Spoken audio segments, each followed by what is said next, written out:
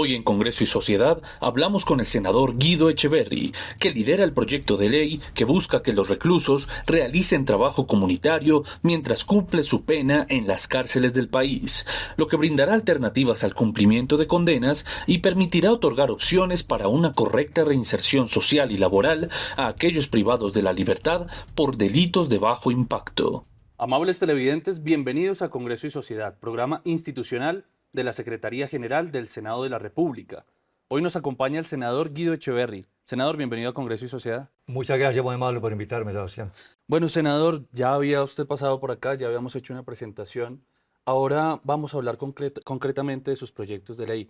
Senador, ¿en qué consiste el proyecto de ley 290 que busca que los privados de la libertad hagan trabajo comunitario?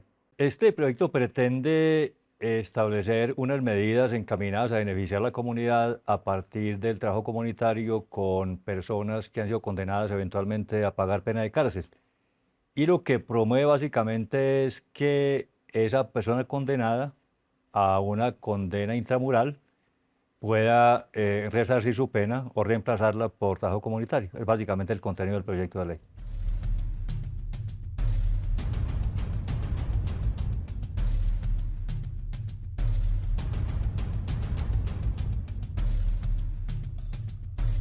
Senador, ¿este trabajo sería remunerado o no sería remunerado? ¿Y cómo se garantiza la seguridad de las personas cuando los privados de la libertad vayan a sus comunidades y ejerzan este tipo de trabajos? En principio no es un trabajo remunerado porque aquí se trata de restaurar el daño que se ha hecho a la sociedad y de involucrar a los penados en trabajo comunitario para efectos de resocializarlos y de garantizar que la comunidad se beneficie y en buena parte sea tributaria de ese resarcimiento que está con el trabajo comunitario haciendo el detenido. Y son trabajos que obviamente exigen vigilancia por parte de la Guardia Penitenciaria. Hay sistemas tecnológicos, hay presencialidad de los guardias que garanticen que esa persona que está haciendo el trabajo comunitario lo haga bien y no pueda, por ejemplo, fugarse. Naturalmente, en el desarrollo de las normas se establecerán algunos requisitos que, mirados desde el punto de vista del comportamiento de la persona que está en la cárcel, le haga beneficiario de ese tipo de actividades. ¿Cuáles serían esos tipos de trabajo comunitario que realizaría? Bueno, el proyecto de ley también plantea en principio que la persona condenada pueda capacitarse, por ejemplo, en jardinería, por ejemplo, en carpintería, en albañilería, en arreglo de vías, que son temas todos relacionados con los trabajos que pudieran eventualmente ejecutar. Es decir, si alguna persona condenada tiene la intención de resarcir su pena mediante el trabajo en una actividad de la cual no tiene experiencia, se puede capacitar y la norma plantea que el mismo sistema lo capacite para que ejerza bien esa actividad. O sea, primero se capacitarían dentro del sistema donde están recluidos, dentro de la estructura, pues, y luego sí podrían salir a hacer obra. Exactamente, vista la conducta de esa persona que está detenida, vista su sensibilidad frente a ciertos trabajos, vista la necesidad de capacitación, el propio sistema lo capacita para efectos de que pueda cumplir bien las funciones, las funciones que permitan resarcir la pena. ¿Esto se realizaría a través del SENA o a través de qué institución, esta capacitación? No, el Estado todo se pone en funcionamiento porque este era un tema transversal en el cual tendrá que participar el Ministerio de Justicia, el sistema educativo colombiano, las instituciones que forman para oficios y eventualmente instituciones que tengan una formación más sofisticada, por ejemplo, entradas que tengan que ver con informática, con electricidad, en fin, con estos temas de la economía y de la producción moderna. También se necesitaría incrementar el pie de fuerza del IMPEC pues, para hacer esta vigilancia cuando salen a hacer este trabajo comunitario, ¿no? De cualquier manera, el sistema penitenciario hoy exige muchas más personas vinculadas con la guardia penitenciaria, por ejemplo. Hoy en día se calcula que hace falta unos 40.000 nuevos funcionarios de este nivel. Pero en este caso también se acudiría a medios tecnológicos que permitan vigilar a ese detenido que está trabajando para garantizar que él tenga un comportamiento afín con las garantías que le están dando. Porque esa puede ser una gran preocupación de la ciudadanía, que les digan que van a salir las personas que estaban recluidas de la libertad a las calles a trabajar Exacta, y que se amenacen su esa es seguridad. una preocupación natural. Hemos estado mirando, averiguando algunas cifras con relación al comportamiento de las personas que tienen libertad condicional o que tienen detención domiciliaria. Y porcentualmente hablando, el comportamiento de esas personas ha sido mayoritariamente responsable y no hay cifras que le digan a uno que quien obtiene una libertad condicional o una detención domiciliaria se fuga en altas proporciones, o sea que hay unos elementos de juicio que nos permiten decir que hay confiabilidad con respecto al análisis que se hace de esos detenidos para efectos de garantizar que ellos se merezcan ese tipo de actividades y con respecto al comportamiento que harían en el lugar de trabajo. Por último, senador, ¿cómo se financiaría esto? El proyecto de ley contempla que ya estas personas, cuando estén más cercanas a la libertad, tengan garantías para que los contraten en las empresas afuera. Digamos que uno de los propósitos del proyecto de ley es ese, garantizar que efectivamente esa persona se resocialice, que encuentre otra forma de vida más allá de delinquir y que le garantice a un eventual contratante que va a hacer un buen trabajo y que se va a comportar bien. Esa es otra virtud que plantea el proyecto de ley. Es un poco crear esa cultura, tanto para el empresario que genera empleo, como para el pospenado que quiere vincularse al sector productivo. Senador, ¿este proyecto de ley contempla a todas las personas privadas de la libertad por todo tipo de delitos o solo a los de menor impacto? Importante la pregunta, Sebastián. Esto sería para delitos que tienen una pena no mayor de 8 años y para delitos que no tengan gran impacto. Ahí se establecen las excepciones, el propio proyecto de ley establece excepciones para que delitos de alto impacto, de mucha gravedad, no puedan ser susceptibles de resarcimiento de pena por trabajo comunitario. Bueno, senador, pues muchas gracias por su presencia aquí en Congreso y Sociedad. Vamos a algunos mensajes institucionales y ya regresamos con Congreso y Sociedad.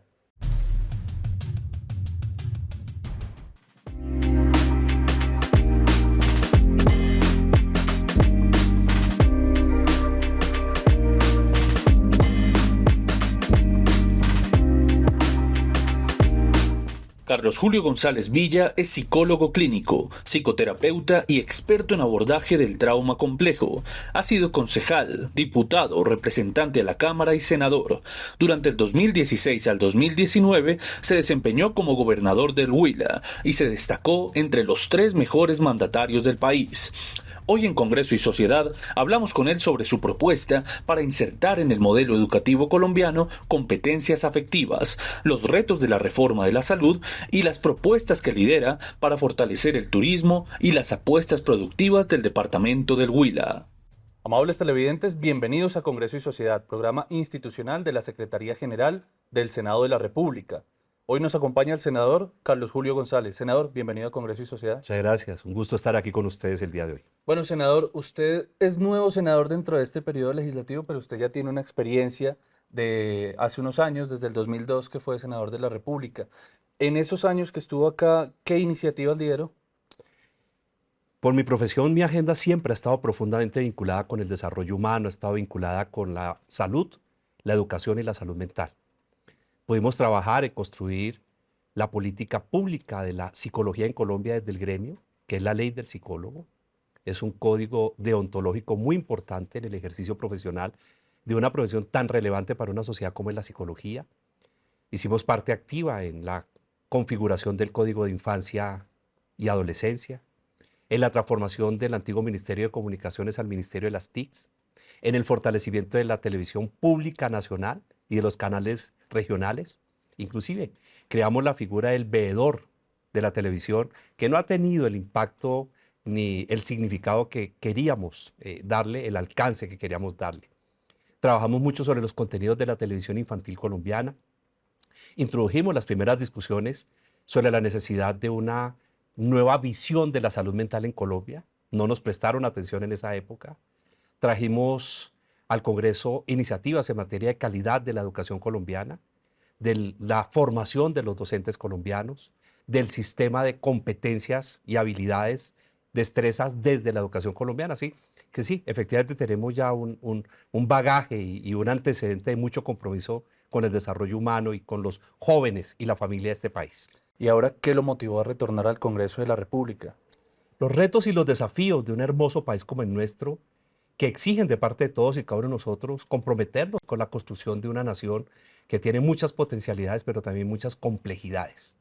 Yo creo que el aporte que puede dar un psicólogo clínico, un psicoterapeuta, a lo que es la formación de una agenda que construya un mejor país, sin duda alguna puede ser significativa.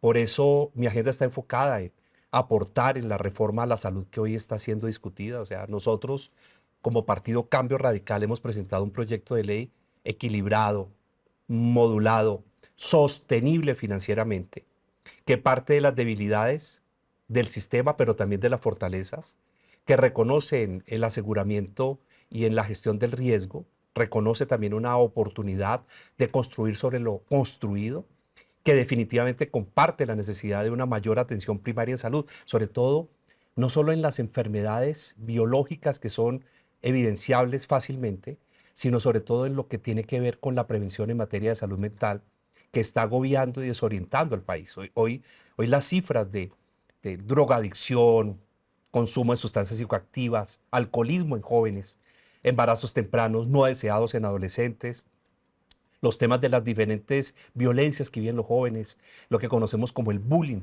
escolar, el ciberbullying que hoy se introduce en la agenda pública de la formación de nuestros hijos, todos esos temas relacionados con la depresión, la ansiedad juvenil, infanto-juvenil, pues nos están obligando a repensar qué tipo de país estamos construyendo. En mi gobernación, el plan de desarrollo se llamó El Camino es la Educación. Y yo sí creo profundamente que no hay una herramienta más poderosa de transformación de una sociedad que la educación. Y si la educación, además de ser operativa, institucional y escolarizada, es una educación familiar, afectiva, emocional, social y comunitaria, tiene unas implicaciones en el desarrollo de una sociedad completamente diferente. A eso le estamos apuntando y creo que en mi gobierno, en mi departamento, en el Huila, logramos transformaciones muy importantes en materia de prevención, promoción, anticipación. Por eso compartimos del proyecto de ley del gobierno la necesidad del énfasis en la atención primaria. Pero nuestro proyecto, insisto, es sostenible financieramente, es financiable, tiene gestión del riesgo financiero y en salud, tiene control del gasto, pero humanizado, trata de controlar como debe ser las EPS, que muchas de ellas han abusado de la salud de los Eso le iba a colombianos. preguntar, el proyecto de cambio radical no acaba con las EPS. No las acaba, pero sí las controla, las regula, las supervisa y las coloca en cintura como debe ser. Además, acudimos a una figura y es fortalecer la Superintendencia de Salud para que cumpla el papel para el cual ha sido diseñada. De hecho, hayan habido omisiones y ha habido mediocridad en el desarrollo del papel que le correspondía o que le ha correspondido. Y creamos un modelo que además reconoce la salud mental, la atención primaria, que el paciente es primero y que cualquier reforma a la salud parte sobre algo que se llama el dolor y el sufrimiento humano. Y que el primer paso está en la relación paciente-oportunidad. Y está en la calidad y la humanización del servicio. Por eso reconocemos el talento humano en salud. Creamos unas instancias de política pública en salud. Generamos un espacio para que la política pública en salud pueda recoger los aprendizajes de estos años y enfocar los próximos de una manera racionalizada, justa, equilibrada, pero también muy humana. Senador, este proyecto de ley también contempla las afectaciones no solamente a nivel psicológico que vienen en general del país, sino las que se produjeron por la pandemia del COVID-19. Y yo he dicho algo y lo repito y me da la oportunidad de decirlo hoy.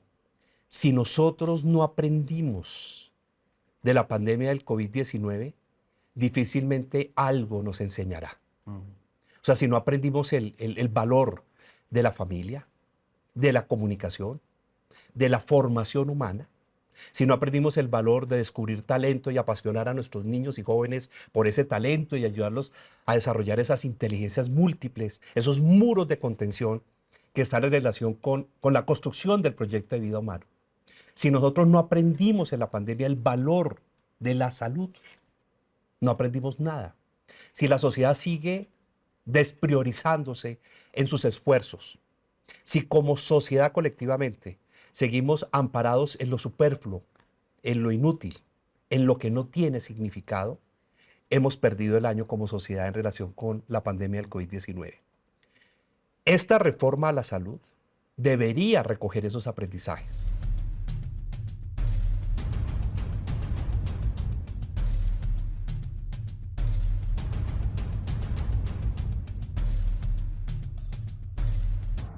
La que nosotros hemos presentado como cambio radical, y creo que muchas también de las que están siendo presentadas por los partidos, tratan de recoger. Tenemos es que ponernos de acuerdo, porque digo, y lo repito, si la reforma no sale bien, el costo es para todos y cada uno de los colombianos. Es una oportunidad única que es muy difícil que se repita en el corto plazo. Vamos a algunos mensajes institucionales y ya regresamos con Congreso y Sociedad.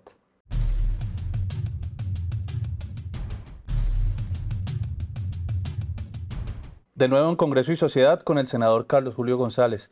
Senador, ya hablamos de su trayectoria y de los aportes que ha hecho su partido, pero vamos a hablar puntualmente de las iniciativas que usted va a liderar en este periodo legislativo. Háblenos un poco más a profundidad de ellas. Son dos escenarios en los que ya estamos trabajando con resultados. El primero tiene que ver con los departamentos que prioritariamente represento. Estamos hablando del sur del país. Estamos hablando de ese sur muchas veces olvidado ante la necesidad de financiar los proyectos del desarrollo regional equilibrado de este país. Estamos hablando de una región que sufrió los rigores del conflicto interno armado y que hoy también sigue en riesgo de deteriorarse en su orden público. Yo procedo del departamento del Huila y significativamente represento ese Tolima grande, ese Tolima, Huila, Caquetá, Putumayo, parte del Cauca. Es significativamente un ejercicio que estamos haciendo y por eso estamos tan interesados en lograr la conexión al Pacífico y a la Orinoquía. Lograr que sueños que vienen en los planes de desarrollo de 1906, por fin en el siglo XXI se concluya, como es la vía que conduce desde el departamento del Huila hacia el puerto de Buenaventura, llegando al Cauca y al Valle del Cauca. Se llama en este caso La Plata, Belén, Popayán, Buenaventura. Nuestra conexión es llegar hasta Popayán. Asimismo, terminar Iznos, Paletara, Popayán, esa vía antigua del sur que era la vía comercial y que necesita finalizarse, pavimentarse adecuadamente. Así como lograr lo que iniciamos siendo senador en la ocasión anterior y que como gobernador tantas veces insistí y hubo oídos sordos ante eso. La vía Colombia-Huila, la Uribe Meta. La vía del libertador Simón Bolívar. Era la vía por la cual él salía y uniría la Orinoquía con el centro y el occidente del país. En eso estamos totalmente enfocados. 2, lograr que el turismo y el desarrollo de las apuestas productivas de nuestra región se convierta en una fortaleza nacional. Ya somos los primeros productores de café a nivel nacional, de piscicultura, avanzamos en panela, en cacao y en fruticultura. Entonces, por eso para nosotros es tan importante terminar de fortalecer esas apuestas productivas y lograr un modelo de exportación, un modelo de articulación e inserción de nuestra economía en los circuitos internacionales precisamente del comercio. A eso le estamos apuntando y estamos mirando hacia Asia-Pacífico, que nos parece muy importante como destino del origen de los mercados de nuestra región. Ese es un escenario que tiene que ver con la gestión regional, con la visibilidad de nuestros proyectos, con nuestras angustias, con nuestras necesidades de inversión en placas huellas, en infraestructura, en conexión férrea, en seguir lo que yo inicié siendo gobernador, que fue fortalecimiento de la red pública hospitalaria. Durante la pandemia del COVID-19, ningún paciente de mi departamento tuvo que ser remitido a ningún hospital de otra región del país. Tuvo la capacidad de contenerse el departamento, porque había una infraestructura que continuó por el actual gobierno siendo fortalecida y permitió que la atención se diera en nuestro departamento sin que nadie tuviera que emigrar, como sí sucedió en casi todo el país o incluso allá que recibimos de otros departamentos de otras regiones del país. Creo que es muy importante prestarle atención a la juventud que está de una u otra manera exigiendo y yo diría que pidiendo que la política pública hacia ellos se enfoque a articular este siglo XXI con la sociedad juvenil del siglo XXI. Necesitamos revisar el modelo educativo, necesitamos revisar la inserción de los jóvenes a su proyecto de vida, pero también al proyecto de vida de una democracia que puede ser vibrante y pujante desde los jóvenes que son la esencia misma, no del futuro, del presente. Por eso nos parece tan importante ese aspecto fundamental de nuestro territorio, de nuestra región, de ese sur colombiano. Esa es una agenda de gestión regional. Por eso ya desde el Plan de Desarrollo estamos visibilizando estas necesidades. Soy miembro de las comisiones económicas y ahí estamos haciendo un trabajo en esa dirección. Y la otra es la agenda legislativa nacional, porque como senadores legislamos para una nación. Para todo el país, sí. Y una nación que ve en nosotros la oportunidad de ser interpretados. Y ahí presento en los próximos días varios proyectos de ley de nuestra autoría. Hay uno que trabaja en insertar en el modelo educativo colombiano competencias afectivas. Hoy nos guiamos por competencias cognitivas y competencias ciudadanas. Usted es un hombre joven, Sebastián, seguramente fue formado bajo el modelo de competencias ciudadanas. No existe en nuestro país un enfoque de la visión que nos ha enseñado la ciencia y que nos ha dado la investigación comportamental. Y por eso se hace necesario ya que ese modelo de 200 años de una educación obsoleta, de un modelo que está haciendo crisis, que no está motivando en general, que no está logrando conectar el joven con su proyecto de vida, con su narrativa, con su guión de vida, tenga una opción desde una reforma profunda a la educación colombiana. Y nosotros ofrecemos un modelo que es el de insertar competencias afectivas.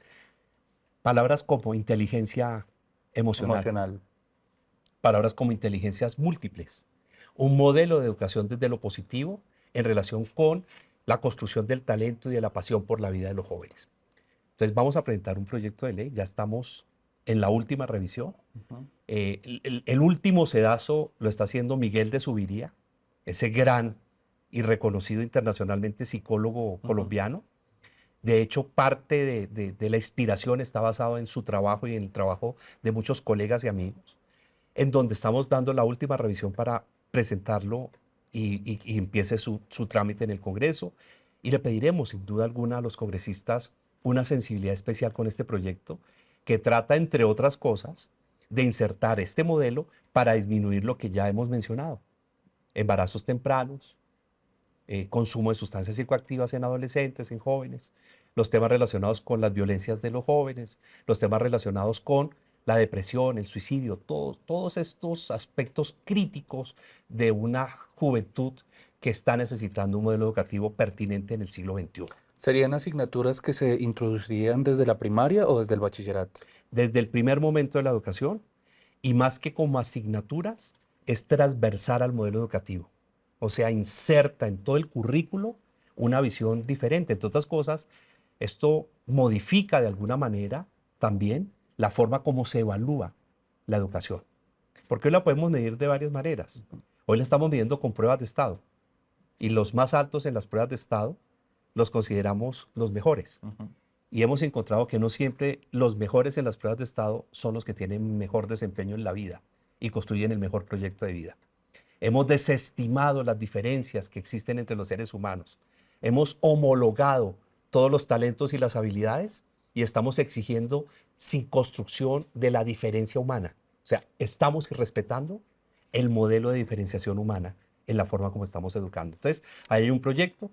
El segundo es el sistema de formación permanente de docentes en Colombia, otro tema totalmente actual en relación con los retos y los desafíos de la educación. Y el tercero es introducir en las instituciones educativas colombianas el modelo de la creación del Departamento de Bienestar y Desarrollo Humano, para crear ahora sí un verdadero modelo de prevención y promoción desde la institución educativa y vinculado profundamente a la familia. O sea, ¿quién conoce mejor a la familia que la misma institución educativa? ¿Quién puede traer la familia a la institución educativa y generar un vínculo profundo que proyecte su hijo y su alumno? La institución educativa. Claro. Y por eso estamos trabajando en estos 3 proyectos que creo son fundamentales en desarrollo humano, en salud mental, en generación de fortalezas para una sociedad en crisis como hoy la reconocemos. Pues estaremos muy atentos a revisarlos cuando ya estén presentados para hablar más a profundidad sobre ellos. Senador, nos queda muy poco tiempo, pero quiero saber 2 cosas. Primero, ¿qué opina de la reforma laboral que se está presentando en este momento por el gobierno de Gustavo Petro? La estamos estudiando a profundidad, la estamos estudiando con criterio constructivo. Estamos revisando qué tiene en sus fortalezas para generar más calificado y digno empleo en Colombia. Y también los riesgos que podría presentar. En los próximos días presentaremos como partido y en lo personal conclusiones y un estudio de los impactos positivos y negativos que ella tendría. Hay algunas angustias y temores en relación con desincentivar al empresariado colombiano en la contratación y también generar vínculos que puedan ser después complejos desde el punto de vista del derecho laboral. Vamos a ver cómo nos pronunciamos al respecto. Y lo segundo que quiero saber es que usted fue uno de los artífices de que se construyera este canal, el Canal Congreso. Quiero saber cómo lo encuentra ahora que retorna al Congreso de la República y cómo se puede garantizar que haya una inversión constante en estos espacios, que no solamente se dé la creación, sino que haya actualización y que pueda haber contenidos nuevos pues como con la bandera que hay en otras productoras internacionales o en canales como RTBC. En mi época de senador, en el pasado, se decía que el cuarto poder era el poder de los medios de comunicación y sobre todo de la televisión por el poder visual que tiene. Yo podría decir que pasados estos años no es el cuarto poder, sino casi que diría es el primer poder. Hoy el poder de la comunicación y la interacción humana está en esto, en lo que se ve en esta interacción profunda, que no solamente es televisión, es la comunicación en redes sociales, son todos los mecanismos y sistemas de comunicación humana. Finalmente, la realidad en sí misma no existe. La realidad es una construcción permanente en esta interacción. Lo que nos pasa no es lo que nos pasa, sino cómo lo interpretamos y lo editamos. Y lo editamos desde esta comunicación. Aquí es donde estamos adquiriendo las características de transformación de nuestra propia realidad. Por eso es tan importante seguir fortaleciendo la comunicación.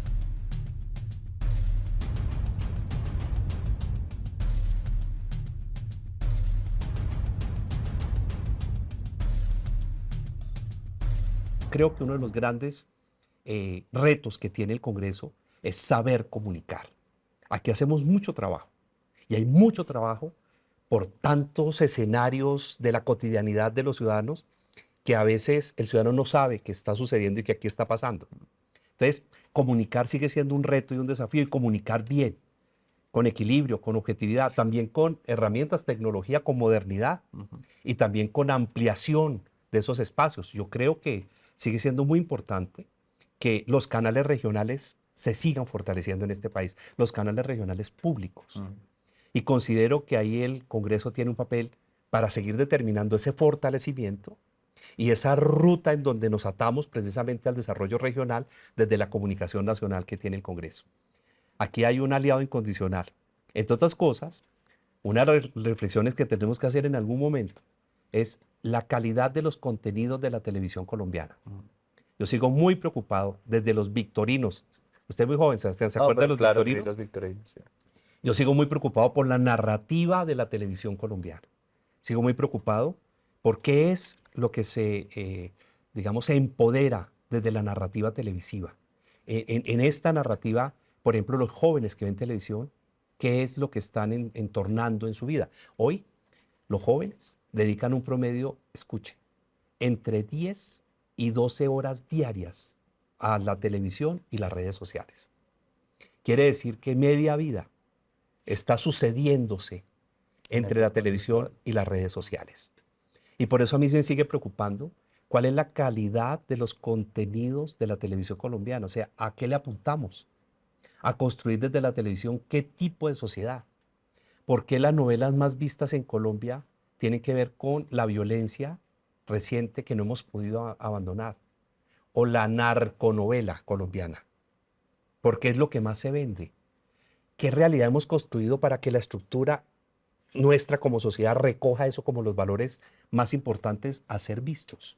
Bueno, con gusto acá, bienvenido, senador. Y sí, es cierto, aunque yo considero que hay dos tipos de televisión colombiana, esta que gana premios internacionales y que se destaca en lo público, que innova con contenidos, que presenta contenidos infantiles muy poderosos, como todo lo que ha pasado con Ernesto Frailejón, por ejemplo, que es algo, pues un fenómeno grandísimo. Y también está la televisión privada, que también está apuntando como hacia ese lado que usted dice. Y ahí hay como una convergencia que es interesante analizar. Yo tuve la oportunidad de dirigir Arqueolombia, la primera serie sobre arqueología colombiana, y ahí hablábamos de esa discusión de contenidos. Entonces, muy interesante y por supuesto que sí, acá Cuando quiera, bienvenido para que hablemos de esos temas. Por hoy, pues nos toca cortar. Fue un gusto tenerlo acá. Quedamos en el abrebocas. Continuará. Hablaremos a más profundidad de cada uno de los proyectos. Muy interesante su visión. Es una visión muy holística, muy humana. Y nada, pues por acá estaremos atentos a recibirlo nuevamente. Sebastián, muchas gracias. Bueno, Muchas gracias para ustedes, para todos. y a ustedes, amables televidentes, los invitamos a contactarnos a través de nuestras redes sociales. Los esperamos aquí en Congreso y Sociedad en una próxima oportunidad.